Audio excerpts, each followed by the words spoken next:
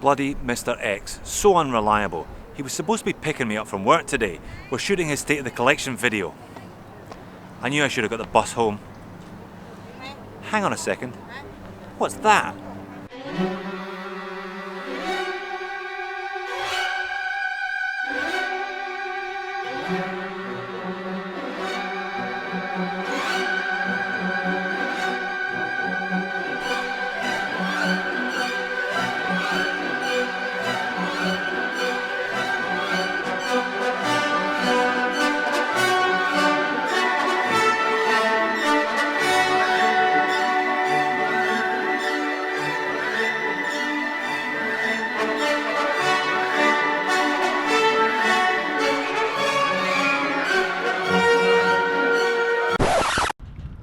That thing?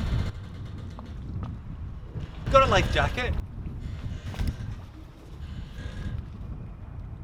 You got a bigger life jacket?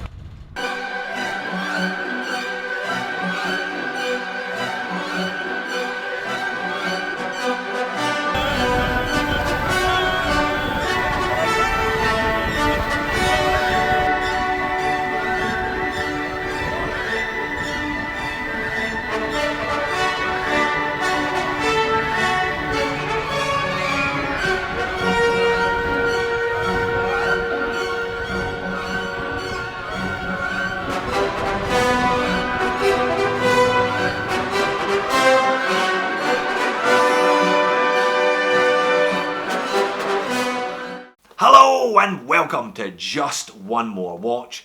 Well, this is the Mr. X State of the Collection video after all. I couldn't very well have started with TikTok, beep, beep, and then cut to the studio. It wouldn't have done it justice, would it? We had a lot of fun filming that little movie for you all last weekend, though perhaps you noticed I wasn't having as much fun at the end as I was at the beginning, the things I do for the channel. So, Mr. X live in the studio. Say hello, Mr. X. Hello! That was inevitable, I suppose. So let's start then by bursting the bubble on all of those conspiracy theorists who think that I just invented Mr. X as an alter ego so that I could blow hundreds of thousands of dollars on Rolexes and not upset my wife. I wish, but it's just not true. Unfortunately, he exists. Now, his real name is not Mr. X, it is in fact but I didn't think that was quite the glamour that I needed to create this mythical character on the channel, so I dubbed him Mr. X, and here he is. Now, you do realise that not only am I going to blur your face in this video, I'm also going to modulate your voice. If I sound like Daffy Duck, I'm going to punch you in the balls. Well, that depends how cheeky you are to me over the next half an hour or so, doesn't it? Yes, I suppose so. Indeed. Well, I thought I would start first of all by saying a big thank you from me to you for loaning me all those watches that you have done over the last 12 months that we have been mates. I simply would not have had access to some of the pieces that I have shown all of you if it wasn't for him buying them and loaning me them, including some of them peeling off the stickers. I think a big part of the Mr. X and Jody are one and the same person is because nobody quite believed that you would give another man a brand new watch and allow them to deflower it in the way that I have deflowered a number of yours. So a big thank you from me to you for that. It's my pleasure, and I love that I've given you your second highest grossing video. Yes, the second highest grossing video, I'll never buy a Rolex Submariner. Do you know what the highest grossing video is? I'll never buy a Casio. No, that one is not one that I'm going to make. The highest grossing video is this one featuring the $22 TV's homage. Now that's the Just One More Watch channel in a nutshell right there. The two ends of the horological spectrum as my two top videos by view. Can you remember all of the watches you've loaned me so far? Nope, I can. We started with an Omega Speedmaster Moonwatch, Tudor S and G, then we moved on to the Rolex Air King, followed by the Rolex Deep Sea. You loaned me two Rolex Deep Seas to make that video. Then there was the famous never buy a Rolex Submariner, no date. Then we had a two-tone Submariner, and finally a couple of weeks ago your brand new Polar Dial Rolex Explorer 2, and again that was a full sticker peeling. What's next? What are you going to loan me next? How about a Patek Philippe 5711? I don't know what that is. Does it look like a bagel sport? Oh yeah. It does look like a bagel sport. Anyway, we have got, how many watches have you brought today? I've bought part of my collection for you today. 20 in the boxes. And 2 on the wrist. including a Cadison, we'll get to that one later on. Perhaps you have already guessed the source of that particular fine Chinese special timepiece. So 22 watches altogether. Today, yes. A fair collection including 2 Patek Philippe's, a JLC, Tudor Panerai and a bunch of Rolex, and of course the Cadison, which I know you're all dying to see. How did you get into watches? Let's talk briefly about that before we do we're going to do this one wrist shot style, so kind of top down. Mr. X is going to talk about the watches, where he got them, when he got them, and what he thinks of them. But I thought we'd start with a little bit of your horological journey. When and how did you get into watches, and what pieces really started you on this mythical quest? Well, I first started with a Tag Kyrian Really? quartz. Quartz.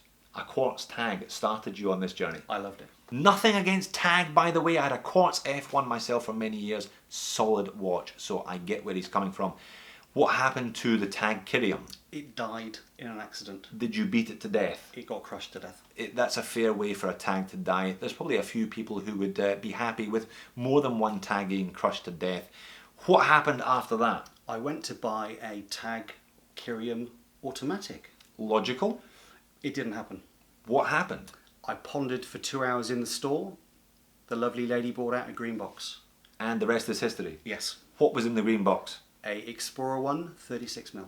And you still have the Explorer 1? I still have most of the original parts of the Explorer 1. How many parts have been changed since you got it? 2 crystals, 1 dial, 1 bracelet, 2 clasps. So it's kind of the watch you bought, but kind of not the watch you bought. Kind of not, but it was genuinely my daily beater for 10 years. Sounds like it, sounds like it. What year was this? 2002. 2002, so you've been going mad for, 17 years. Yeah, I've been in love with watches for 17 years, and I fell into the hole probably about 7 years ago. Yeah, the real rabbit hole. The real rabbit hole. Okay. What happened after the Explorer 1? My friend at my dealer, Shall we give your dealer a plug here? probably not.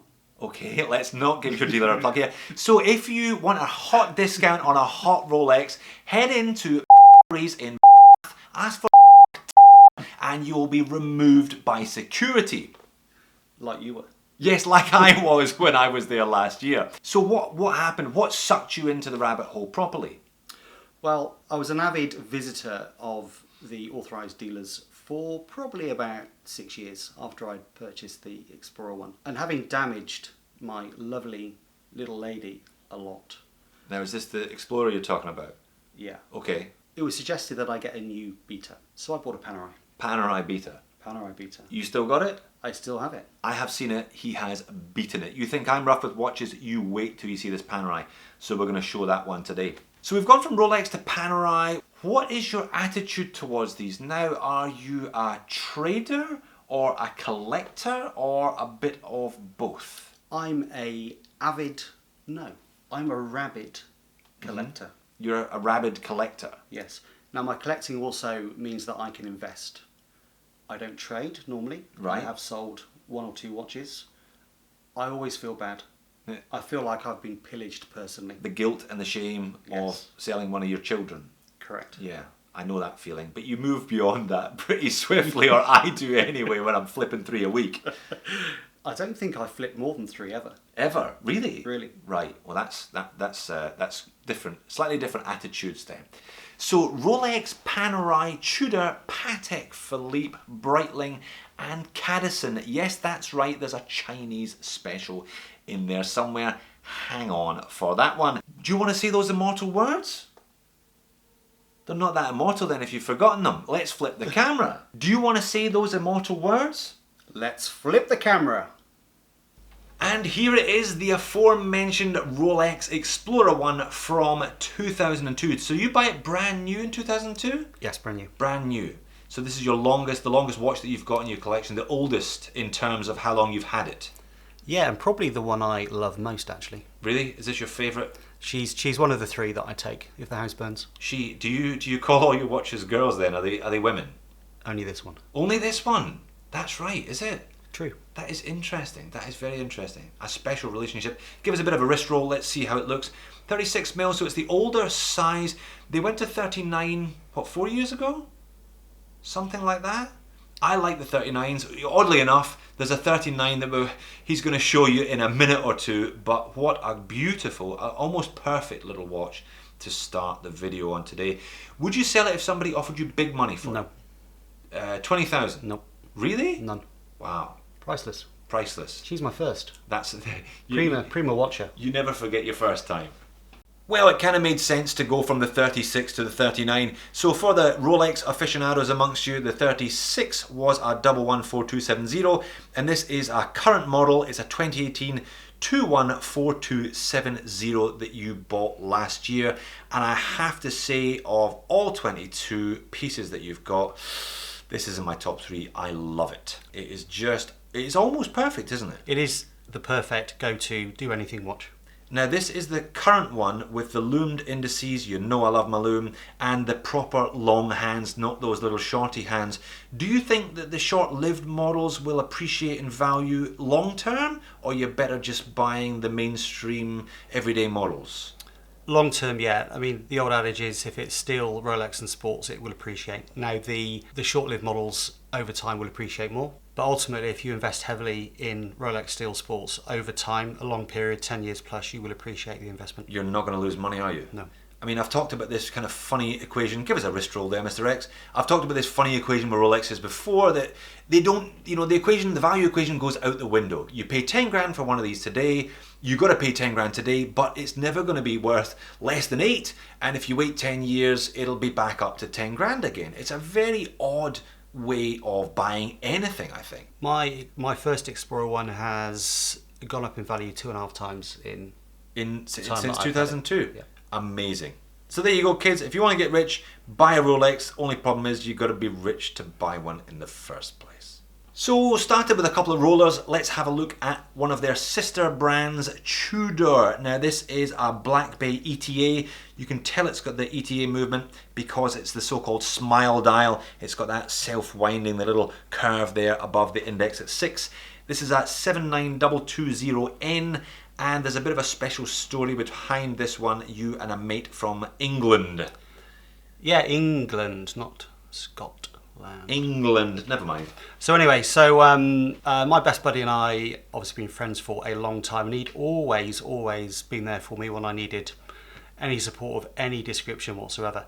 So it was a bit sad leaving the UK in some ways. So anyway, to mark our very, very good friendship, I actually surprised him with his Tudor Black Bays. And I can honestly say it's the only time in 15 years that I have seen him speechless, and it was a beautiful moment. And every Tuesday, Tudor Tuesday, we still text each other pictures of each other's Tudors. Text each other pictures of each other's Tudors. Tudors, to clarify. So you got to be your mate for 15 years to get a Tudor. You're only 1 year in, buddy. I don't think I'm going to make it to Tudorville, unfortunately. It's not going to happen. Rolex number 3, 41mm date just 126334. Now, this is not one of the kind of big hitter Rolexes. This is the one that nobody wants, but that you have to buy several of in order to get the big hitter Rolexes. But it's gorgeous. It's stunning, and you're right. You can only walk into 2,000 Rolex dealers and walk past 50,000 date justs. All they ever have is date justs in the window. But actually, I love it. It is pretty nice. So this is a white gold fluted bezel. Correct, yeah. Steel case, steel bracelet, white gold fluted bezel. And a Jubilee, which you can buy. You can buy, but to be honest, nowadays Rolex are very clever on their lug sizes and their bracelet widths. So you can't swap this into one of your old Batmans to get the new Batman look, for example. Very difficult to do. Very difficult. Give us a wrist roll then, please. You're not very good at this. You're going to have to get better if we're going to get through 20 odd watches today. Polished mid links on the bracelet. That's going to be a scratch magnet, but nice. What dial is that? Is it a rhodium? Rhodium. So is that the colour or the material? That's the colour.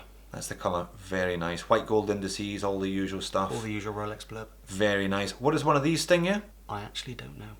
I think they're about 11 grand Aussie with that fluted bezel. Yeah. Stunning. Beautiful. Beautiful watch. Cheap at half the price. Okay, so the first of your vintage pieces then, a Jaeger LeCoultre. Where are we? When are we? Tell me about this one.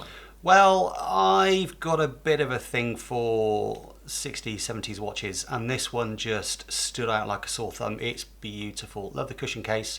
German day wheel. It's just stunning. Original ostrich leather band. It was sold as new old stock. I think it pretty much is new old stock. Yeah. The movement's perfect inside. Had a bit of a service, but it's beautiful. Looks stuff. immaculate. What year do you think, or what year have you been told, or what year do you buy it as? It's an early 70s. Early sold 70s. as. Gorgeous. Give us a wrist roll, please. I'm not going to ask you again.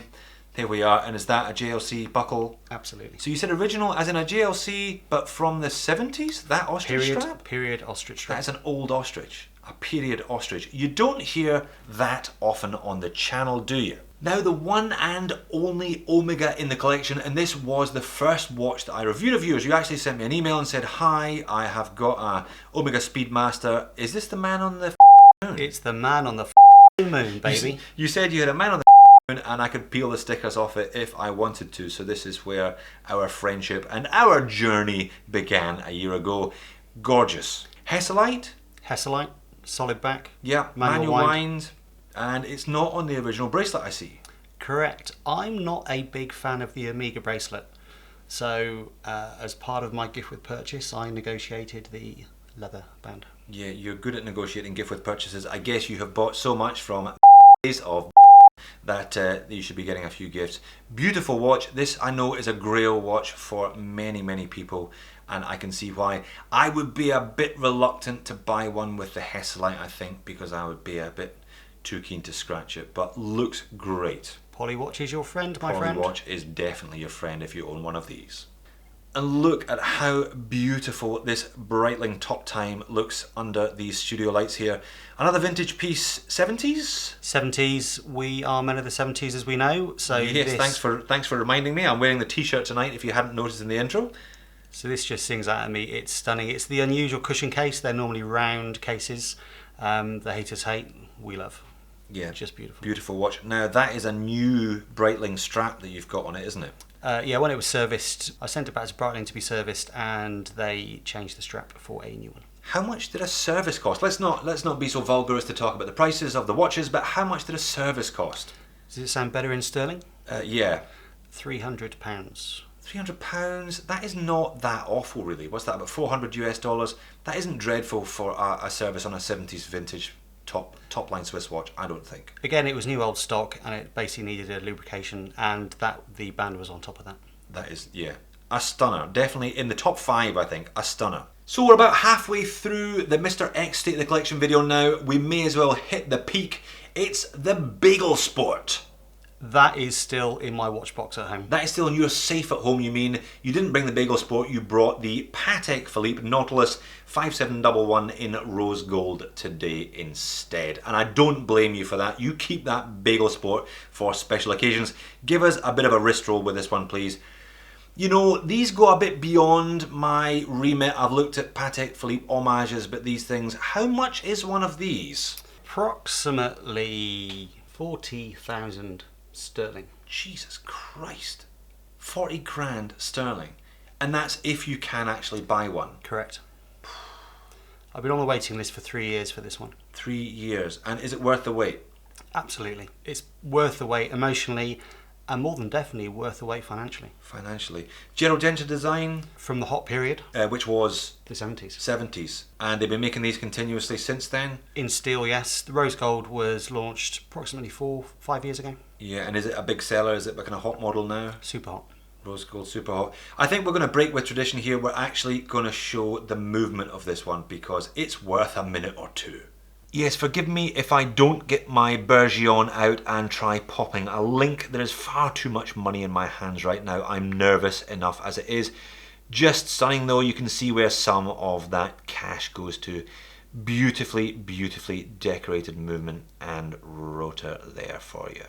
Well, it is all downhill after the Bagel Sport, but let's descend rather gently with another Rolex. the Rolex Explorer 2 Polar Dial 216570. Now, I have spent more time with this watch than you have. This is your recent pickup, and I was lucky enough to peel the stickers off this one for the channel a couple of weeks ago. Why did you buy this particular model? I really like the white dial. I've always wanted an Explorer 2, so I just had to have one. Yep, super legible. I mean, really crisp and clean, and it's the Rolex GMT that you can actually buy these days. Exactly. Not that hard to get. Is there a reason for that? There is a bit of hate with the Explorer 2, especially the Polar Dial, but you know, it's polarizing. I love it. And you thought this one was going to be discontinued at Baselworld this year, so you snagged one before it didn't actually get discontinued. Well, believe it or not, I was on a waiting list for this one. Were you? Okay. You should have got a Batman. You should have put yourself on the waiting list for the Batman. You would be properly quids in had you done that. Maybe they'll discontinue it next year. Fingers crossed.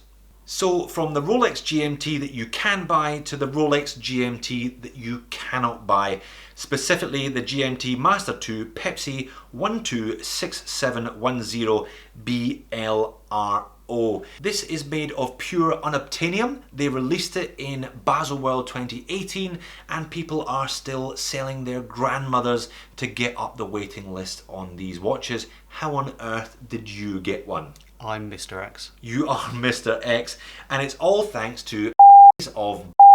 Don't worry, I'll beep that out later.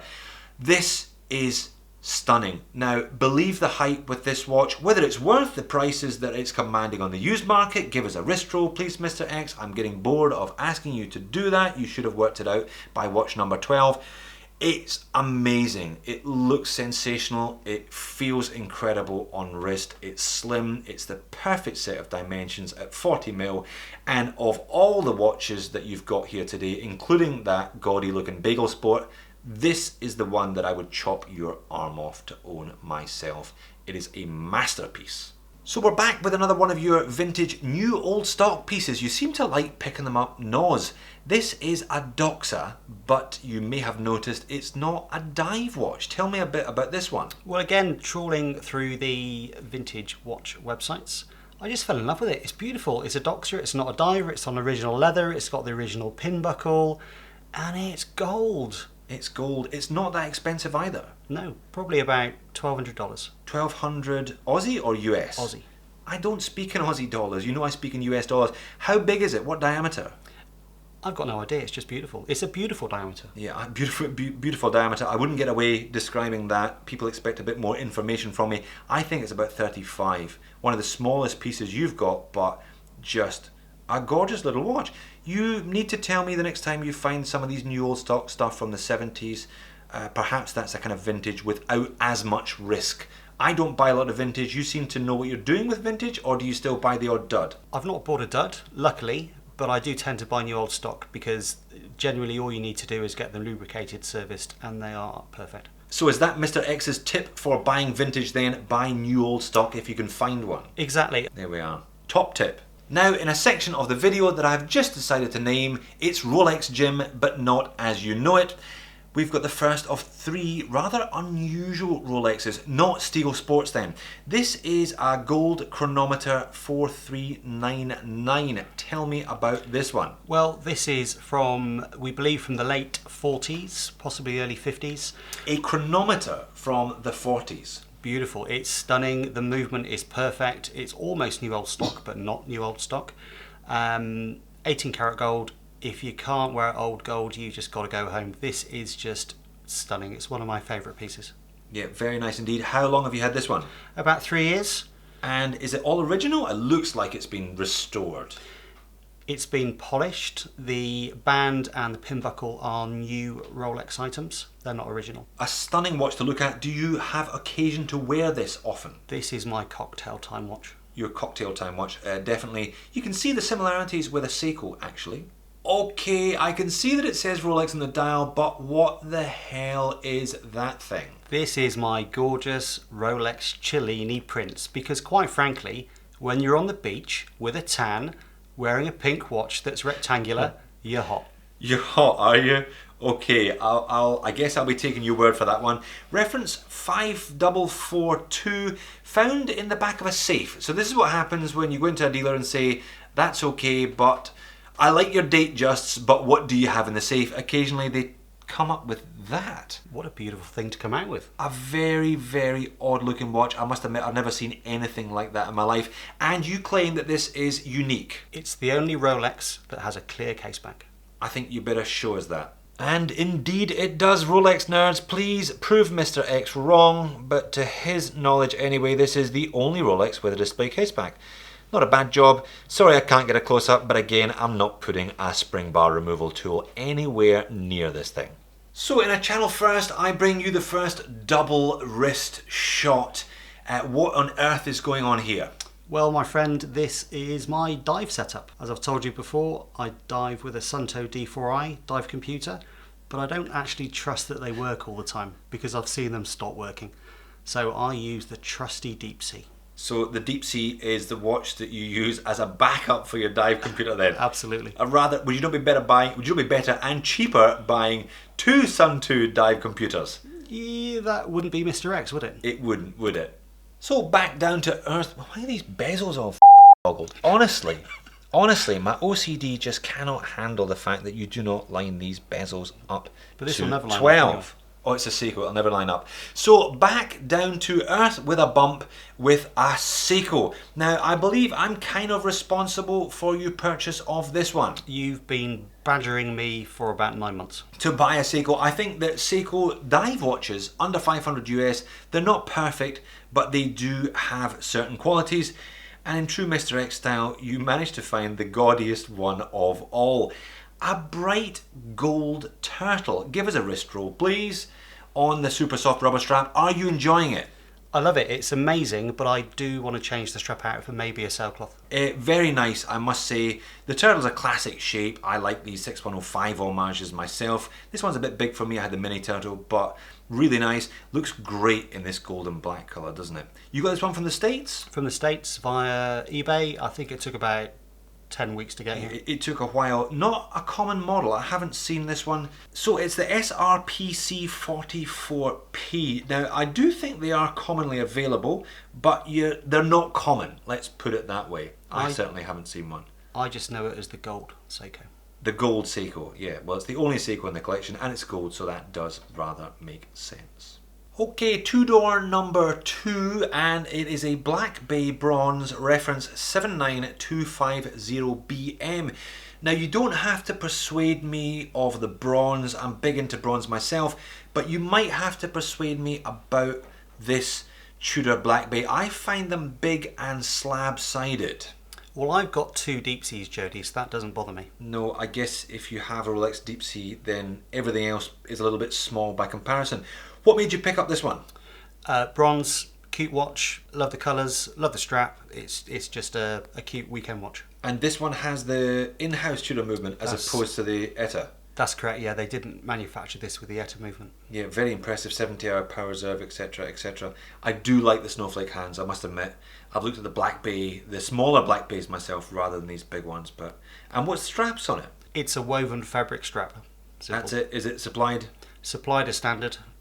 Comes with a leather strap as standard, and this is the optional. Looks a bit grubby, to be honest. That's because I wear them. Could be done with a wash. And it's reassuring to know that even after nearly 20 watches, there's still another piece of unobtainium in your watch box. Rolex Daytona Panda Dial 116500LN. Gorgeous. She is a honey. Oh, hold on, you call this one she? Oh, you did? I did. So does that mean you love this one as much as you love the Explorer 1, your old one? Yeah. Yeah, is this a forever watch? Yeah. Yeah, I don't blame you, because once you sell it, you'll never get another one again, will you? Absolutely not. So, I don't really understand the Daytona. It's the one that costs the least, and yet you can sell it for the most. They command twice the price on the used market? That's correct. Is it just because of scarcity? It's scarcity, yes. But again, it's not exactly a new model. They've been making this one for decades. But you just can't walk into an AD and buy one. No, I guess you can't, unless, of course, you're not the first Daytona you've had in your collection. No, this is number 4. 4 over the years. Yeah. And plans for more? Lots more. Lots more, I'm sure, if you can get them, but you probably can get them. Smaller than I anticipated. I remember the first time I saw one of these, I was a bit surprised that it was only 40mm. You don't get an awful lot of fully featured chronographs at this size. They do tend to be a little bit bigger than this, don't they? This is ideal. It slips under the cuff. It looks great. It goes anywhere. And I do wear it swimming. You do wear it swimming. I can't believe we're up to watch nearly number 20. Yes, thank you. Thank you. You still can't do a wrist roll unprompted. There you are. He does wear them. All of his watches have got scratches on them. It's quite comforting for me when I borrow these things that somebody else has scratched them before I get my grubby mitts on them. Just a stunning watch though. I don't think they're worth what people pay for them, but they're definitely worth the RRP. They just look beautiful. So almost at the end with another one of the watches that you talked about in the intro, Panerai Luminor Marina PAM 299.